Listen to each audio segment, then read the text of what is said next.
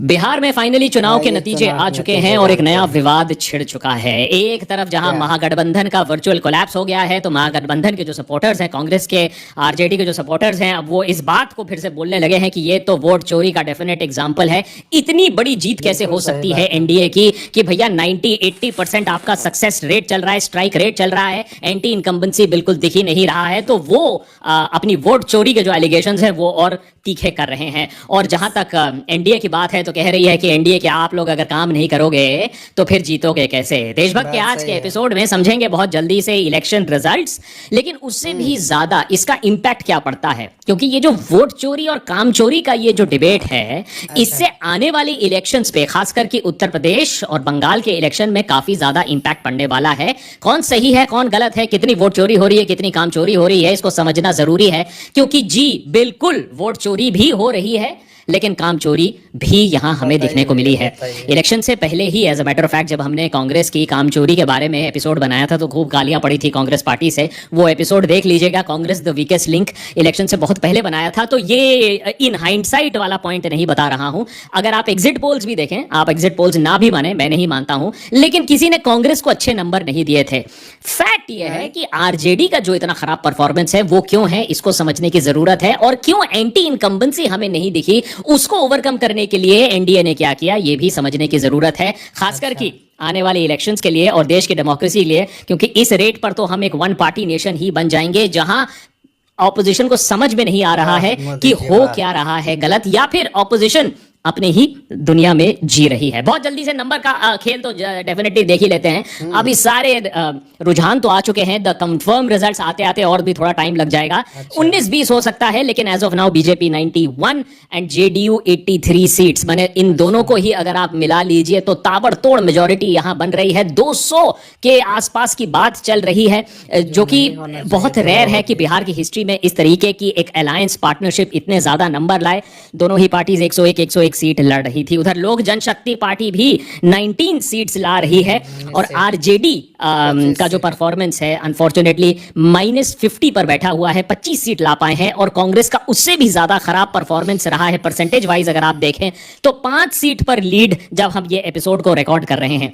RJD के पास saving grace इतना है कि भैया हमने कम से कम अपना थोड़ा बहुत वोट शेयर बचा लिया है। कांग्रेस के लिए वो भी नहीं है, कंप्लीटली डेसिमेटेड। कांग्रेस के हाल इतने खराब हो चुके हैं कि वो एआईएमआईएम और लेफ्ट पार्टीज के साथ कंपीट कर रही है। कभी 4 कभी 5 सीट पर उनकी लीड दिख रही है। सवाल यह है कि इतनी बुरी हालत कैसे हो गई। क्या कोऑर्डिनेशन नहीं था, क्या टाइमिंग गलत थी, क्या मैसेजिंग गलत थी, क्या एक साथ एक विजन प्रोवाइड नहीं कर पाए, या ये सब हम वोट चोरी पर ब्लेम कर दें।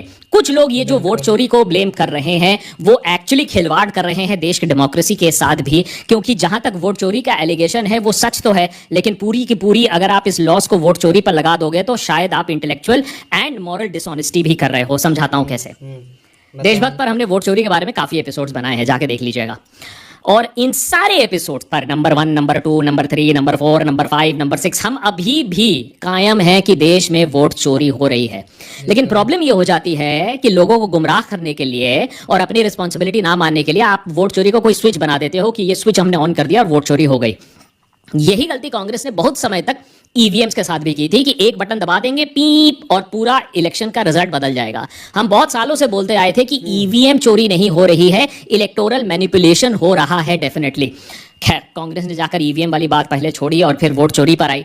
लेकिन वोट चोरी भी एक स्विच से नहीं होता है, अलग अलग तरीके से होते हैं। तो एकजुट पर इसको ऐसे ब्लेम कर देना भी आसान नहीं। वोट चोरी को रोका भी जा सकता है। कहीं वोटर डिलीशन हो रहा है, कहीं वोटर एडिशन हो रहा है, कहीं फर्जी वोट्स ऐड किए जा रहे हैं जिससे मास वोटिंग हो पाए, कहीं वोटर सप्रेशन भी हो रहा है, वोटर को बूथ तक नहीं पहुंचने दिया जा रहा है, कहीं ऑब्वियसली बूथ जो पन्ना प्रमुख हैं वो बहुत स्ट्रांग है तो वहां से वोट एक्स्ट्रा आ रहे हैं, और कहीं ऑब्वियसली काउंटिंग को लेकर इलेक्शन कमीशन की तरफ से भी काफी धांधली के रिपोर्ट्स जो सामने आते हैं कि नंबर्स रिलीज नहीं हो रहे हैं, जेंडर रिलीज नहीं हो रहे हैं। और इलेक्शन कमीशन ऑब्वियसली अब तो सामने आ रहा है कि कितनी जल्दी सीसीटीवी फुटेज भी डिलीट की कोशिश कर रही है। और एसआईआर का जो पूरा मामला है वो अभी भी सुप्रीम कोर्ट के सामने है। तो जहां तक इलेक्शन में धांधली की बात है, वोट चोरी की बात है, ये बातें सारी सच हैं। हम ये बात मानकर ये एपिसोड शुरू कर रहे हैं कि जहां तक वोट चोरी के एलिगेशन है उसमें बिल्कुल दम है, लेकिन आपको प्रैग्मेटिकली और प्रैक्टिकली ये सोचना होगा कि वोट चोरी की वजह से कांग्रेस 61 सीट्स में से सिर्फ 5 पर लीड कर रही है। क्या वोट चोरी इतना ज्यादा इंपॉर्टेंट हो गया है या इतना ज्यादा पोटेंट हो गया है? ये तो फिर वही बात हो गई कि एक बटन दबा दिया और सारा का सारा ईवीएम चेंज हो गया। क्या वोट चोरी उतना इंपॉर्टेंस रख सकता है? हमारे अंडरस्टैंडिंग में अगर आप इतना सादा वोटर सप्रेशन करोगे, इतना ज्यादा वोट चोरी करोगे, इतने ज्यादा नाम के साथ धांधली करोगे तो आप इस चीज को छुपा नहीं पाओगे। ये छोटे छोटे अमाउंट्स में अलग अलग जगह पर होती है ये वोट चोरी। तो कुछ और वजह होगी जिसके वजह से कांग्रेस 61 से 5 पर आ गई है। ये सारी चीजें और आरजेडी भी -50 पर चल रही है, इसको समझने की एक दरकार है।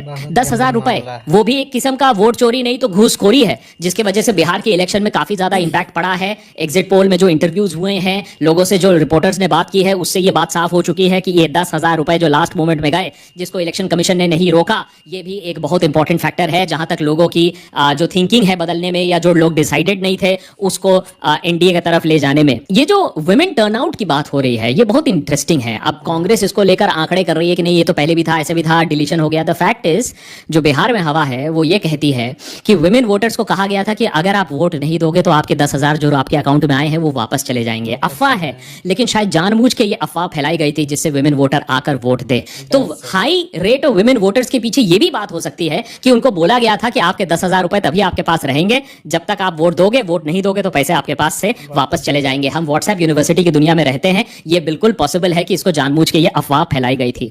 साथ ही साथ स्पेशल ट्रेन्स चलाई जा रही हैं। सरकार अपने तंत्र यंत्र का इस्तेमाल करके स्पेशल ट्रेन्स दौड़ा रही है जिससे उनके चहीते लोग अपने घर पहुंच पाए, वोट दे पाए, और गमछा लगाकर जा रहे हैं। साफ साफ कौन से लोग जा रहे हैं वोट करने ये भी साफ साफ दिखता है। और पन्ना प्रमुख की जो भूमिका है वो तो सबको मालूम ही है, कितना स्ट्रॉन्ग एक नेटवर्क इफेक्ट होता है जिसके वजह से एंड डे पर ये सारी चीजें आती हैं और आपका वोट डलता है। तो ये तो हो गई वोट चोरी। तो क्या मेरा मानना है कि फिर खत्म बात, फिर इलेक्शन में पार्ट लेने की क्या जरूरत है? वोट चोरी हो रही है, हम बैठ जाते हैं किम जोंग उंग की तरह, हम भी सैल्यूट करते हैं अपने सुप्रीम लीडर को और बोल देते हैं डेमोक्रेसी जिंदाबाद। लेकिन काम चोरी है, और मेरे ख्याल से वोट चोरी को हमें काम चोरी पर ज्यादा एम्फेसिस देना होगा, क्योंकि वो वोट चोरी को भी डिफीट कर सकता है। वोट चोरी से आप 5%, 4% इधर उधर कर सकते हो और बहुत सीरियस मामला है, लेकिन फिर ये इलेक्शन क्लोज होता और तब हम इस वोट चोरी पर डिसाइड कर सकते थे कि ये इलेक्शन इधर या उधर जा सकता था। लेकिन जिस रेट पर काम चोरी भी हुई है, लैक ऑफ अंडरस्टैंडिंग भी हुई है, लोगों से संपर्क जो टूटा है, वो भी ऑपोजिशन को देखना होगा। मैं ऐसा क्यों कह रहा हूं? राहुल गांधी पिछले 2 महीनों में 2 बार इंटरनेशनल ट्रिप पे चले गए। आज के डेट पर इलेक्शन के रिजल्ट आते समय राहुल गांधी कहां हैं वो किसी को नहीं पता है। अब राहुल गांधी अगर प्राइवेट सिटीजन हो या एमपी हो और बाहर गए हो घूमने घामने, उनको बाहर अच्छा लगता है जाकर, उनको AQI में नहीं रहना है दिल्ली के, बिल्कुल ठीक है, कोई प्रॉब्लम नहीं है। लेकिन वो लीडर ऑफ ऑपोजिशन है, और लीडर ऑफ ऑपोजिशन का इस समय देश के अंदर ना होना, बिहार इलेक्शन से पहले ना होना, एक बहुत ही नेगेटिव मैसेज मेरे ख्याल से देता है। और ये चीज हमने भी पॉइंट आउट किया था कि किस तरीके से कोई कैंपेन सपोर्ट नहीं मिला। जहां कैंपेन सपोर्ट मिला वहां बहुत बार राहुल गांधी गायब हो चुके हैं। अब ये भी खबर आ रही है कि बहुत जगह जहां राहुल गांधी ने कैंपेन किया भी वहां भी जेडीयू और बीजेपी लीड कर रही है। तो इसका मतलब है राहुल गांधी का जो पुल था, थोड़ा बहुत भी था, कैंपेनिंग में भी था, जो हमने देखा था भारत जोड़ो यात्रा में, या वो भी कम हो रहा है। तो राहुल गांधी को फिर से अपने आप को रीइन्वेंट करने की जरूरत है।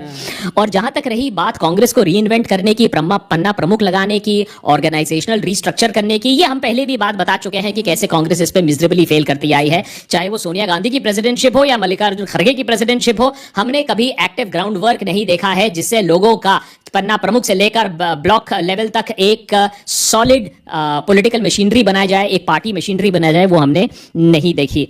तो पॉलिटिकल इशू इसको बना पाए या नहीं बना पाए एक इशू है, लोगों को इमोटिवली मूव करा पाए दूसरी इशू है। क्या वोट चोरी का मामला एक पॉलिटिकल इशू बन सकता है? ये भी सोचने वाली बात है, क्योंकि और भी बहुत सारे इश्यूज हैं जिसको उठाया जा सकता है। कहीं ना कहीं राहुल गांधी सिर्फ एक इशू को उठाकर उसी पर जो हार्प करने की कोशिश कर रहे थे, वो मेरे ख्याल से थोड़ा सा बैकफायर कर गया। उसके ऊपर आती है प्रॉब्लम जहां कांग्रेस और बीजेपी में काफी फर्क होता है कि भैया अपनी कमी समझना और जल्दी से मूव करना। इस बात पे कोई सीक्रेट नहीं है कि कुछ महीने पहले तक Bihar was a open and shut case कि बीजेपी इस स्टेट को हार रही है और महागठबंधन इस स्टेट को जीत रही है। कुछ महीने पहले अगर कोई बोलता कि 200 का आंकड़ा क्रॉस कर लेगी एनडीए तो लोग आपके ऊपर हंसते।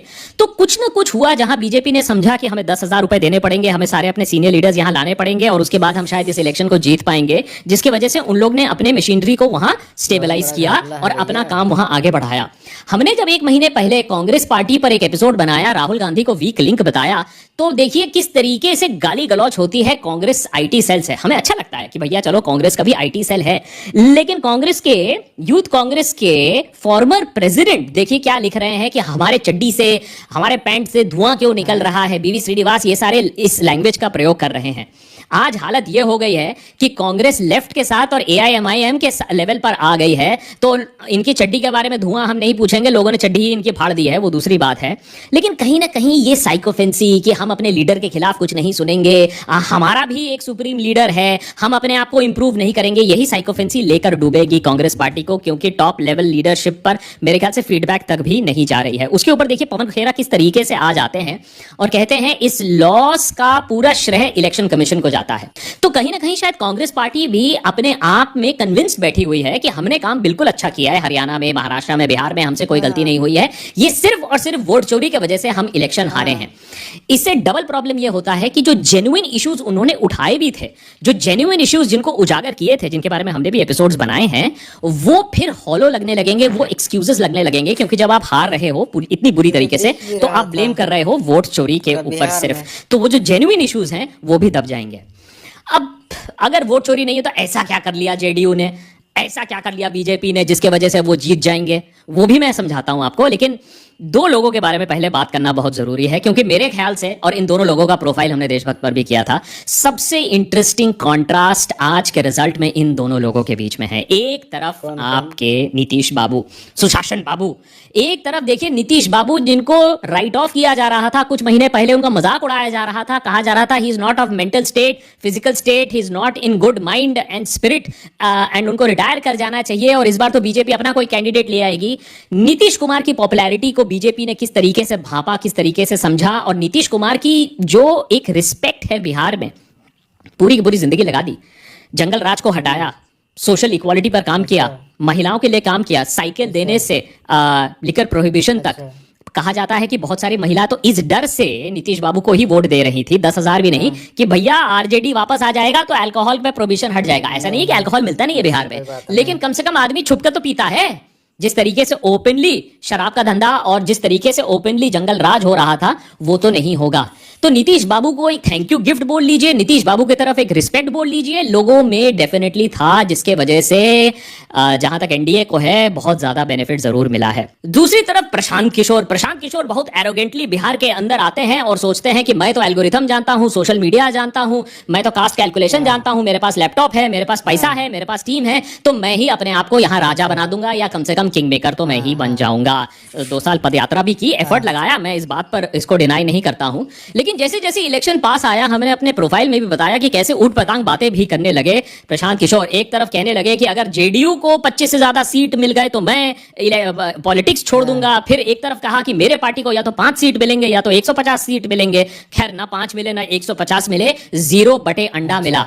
तो जहां तक रही प्रशांत किशोर की बात, ये ऑल्सो दिखाता है कि बिहार कितना टफ इलेक्शन का एक सिचुएशन है, कितना टफ स्टेट है, जहां आप सारी कैलकुलेशन लगा लीजिए, सारा गणित लगा लीजिए, सारा पैसा लगा लीजिए, तब भी आपको कुछ नहीं मिलेगा, बाबा जी का ठुल्लू मिलेगा। तो दोनों एपिसोड्स देख लीजिएगा, इन दोनों का प्रोफाइल समझना बहुत जरूरी है जहां तक बिहार की बात है। अब आते हैं कि भैया अगर वोट चोरी नहीं है तो क्या है, ऐसा क्या मैजिक कर दिया? क्योंकि वोट चोरी तो मैजिक है, लेकिन और क्या मैजिक है, इस बात पर भी कोई डिबेट नहीं है कि नीतीश बाबू ने काम किया। लेकिन जहां तक अनएम्प्लॉयबिलिटी की बात है, जहां तक बैकवर्डनेस की बात है, जहां तक क्राइम की बात है, जहां तक लोगों का पलायन की बात है, करप्शन की बात है, बिहार अभी भी एकदम बॉटम ऑफ द तबका में है।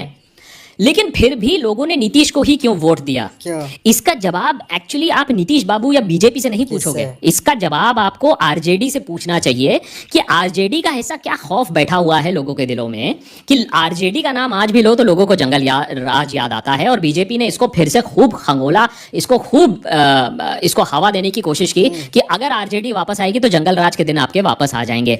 आरजेडी की कामजोरी यहाँ ये है, तेजस्वी की कामचोरी यहाँ ये है दैट उसको एक्टिवली न्यू आरजेडी का एक गठन करना चाहिए था। पुराने आरजेडी से अपने आप को हटाकर, अपने फैमिली मेंबर से हटाकर दिखाना चाहिए था कि कैसे आरजेडी एक डिसिप्लिन्ड पार्टी है और वो जंगल राज से दूर दूर तक उसका कोई नाता नहीं है। वो कामचोरी मेरे ख्याल से आरजेडी की तरफ से भी हुई, जबकि तेजस्वी काफी काम कर चुके थे और उनका काफी मोमेंटम था, लेकिन इस मोमेंटम को वो बिल्ड नहीं कर पाए। दूसरा कारण जिसके वजह से उनको खामियाजा भुगतना पड़ा वो ये है कि कोई ग्रैंड विजन नहीं था, ना तेजस्वी के पास ना राहुल के पास, कि भैया अच्छा हम न्यू आरजेडी हैं, हम जंगल राज वाले नहीं हैं, हम सुशासन राज वाले आरजेडी हैं, तो हमारा विजन ये है। हमारे पास कोई विजन नहीं है। हम क्रिटिसाइज तो करेंगे, वैसे तो नीतीश को भी क्रिटिसाइज नहीं किया था, हम बीजेपी को क्रिटिसाइज करेंगे, लेकिन हमारे पास अपना कोई विजन नहीं है। जब लोगों के पास ऐसे विजन नहीं मिलेगा, जब लोगों के पास ऐसा कोई रीजन नहीं होगा टू सपोर्ट समबडी एल्स, तो 10,000 रुपए लेकर वो खुश हो गए और यही चीज हुआ। वैसे ये 10,000 वाली चीज कोई नई चीज तो है नहीं। शिवराज सिंह चौहान के एग्जाम्पल अगर आप ले लीजिए, एमपी में बहुत पहले वो डिस्कवर कर चुके थे कि महिलाओं को आप थोड़ा बेनिफिट दो, महिला का वोट है वो लॉक कर लो। यही काम बिहार में भी, यही काम महाराष्ट्र में भी हुआ था और यही रेवड़ी वाला काम अब आगे भी होता रहेगा। कांग्रेस ने भी इस्तेमाल किया है इसको, लेकिन बीजेपी ने इसको नेक्स्ट लेवल तक वो ले गए हैं और वो कह रहे हैं 10,000 तो अभी बिगिनिंग है, ये तो राशि जो 2 लाख रुपए तक जाएगी महिलाओं को इंडिपेंडेंट और इक्विप बनाने के लिए ये राशि दी गई है। अब ये 10,000 वाला काम कर चुका है, इस पर कोई डिबेट नहीं है। Booth level strategy, Narendra Modi खुद जाकर पन्ना प्रमुख से बात करके बिहार में बूथ लेवल स्ट्रेटजी पर काम कर रहे हैं। अब आप मुझे दिखा दो कि कांग्रेस ने पिछली बार बूथ लेवल स्ट्रेटजी पर काम किया था या तेजस्वी ने बूथ लेवल स्ट्रेटजी पर क्या काम किया है। उसके ऊपर अमित शाह जैसा लीडर एक रिकॉर्ड बना देता है कि विड्रॉल ऑफ नॉमिनेशन के बाद the maximum number of rallies addressed, वो नेशनल लेवल पर लीडर कौन है? अमित शाह वहां जाकर 34 रैलीज वो एड्रेस कर रहे हैं। तो वहां एफर्ट भी लग रहा है, स्ट्रेटेजी भी लग रहा है। और मिशन बिहार बोल के इन्होंने जो कैंपेन किया था कि सारे बड़े लीडर्स को वहां ले जाएंगे, 1 मंथ ऑफ इंटेंस कैंपेनिंग करेंगे, तो क्या होता है टॉप ऑफ द माइंड में बंदा कहता है ये पार्टी एकदम है, यहाँ है, लोगों को अवेयर रहता है। जो लोग डिसाइडेड नहीं होते हैं उनके सामने वो लीडर, वो पार्टी का सिंबल रहता है, जिसके वजह से एक इंपैक्ट जरूर पड़ता है। यहाँ तो कांग्रेस के लीडर देश के अंदर ही नहीं थे, बिहार की बात तो बहुत दूर है। और इसीलिए ये सारी चीजें, प्लस मेरे ख्याल से बीजेपी ने भी बहुत अच्छी तरीके से भांप लिया था, हमारे पास ऑर्गेनाइजेशनल स्ट्रेंथ है, हमारे पास सीएम फेस नहीं है। और ये है नीतीश बाबू के लिए बहुत सारा एम्पैथी है, बहुत लोग आइडेंटिफाई करते हैं, तो हम नीतीश बाबू के साथ कोई छेड़छाड़ नहीं करेंगे। Nitish is face, Nitish is emotion, BJP is machinery, BJP is might. ये दोनों जब साथ में मिलकर आ गए तो आपको इतना बड़ा नतीजा मिला। अब अगर वोट चोरी हुई है कुछ लेवल तक, तो अब क्या?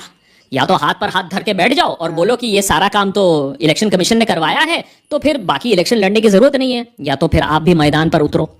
कांग्रेस को ग्राउंड लेवल पर यह बात मानकर काम करना होगा कि वोट चोरी हो रही है, उसे ग्राउंड लेवल पर इसको रोकना होगा। जहां जहां जिसका वोट चोरी हुआ है उसे उसका हक दिलाना होगा, पन्ना प्रमुख एस्टैब्लिश करने होंगे, बूथ पर देखना होगा कि एकदम अच्छे लेवल तक वोटिंग हो रही है, सबसे पहले।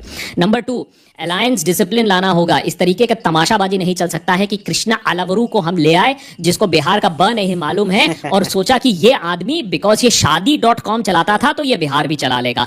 मेरे ख्याल से इलेक्शन के एंड, कैंपेनिंग के एंड आते आते कांग्रेस को भी समझ में आ गया था कि अलावरू से तो काम होने वाला नहीं है, वो भी उनको भी साइडलाइन करना शुरू कर दिया था। तो अलायंस डिसिप्लिन लाना होगा। मैंने ये तमाशा देखिए कि किस तरीके से कहा कि तेजस्वी अच्छा सीएम फेस है नहीं है, उसको लेकर खींचातानी है। भाई कौन होगा सीएम फेस? तुम्हारे पास कौन है, बता दो। तो ये सारी जो बचकानी हरकतें हो रही थी इलेक्शन से पहले, ये महीनों पहले सॉर्ट आउट हो जानी चाहिए थी, जो कि कांग्रेस ने नहीं की।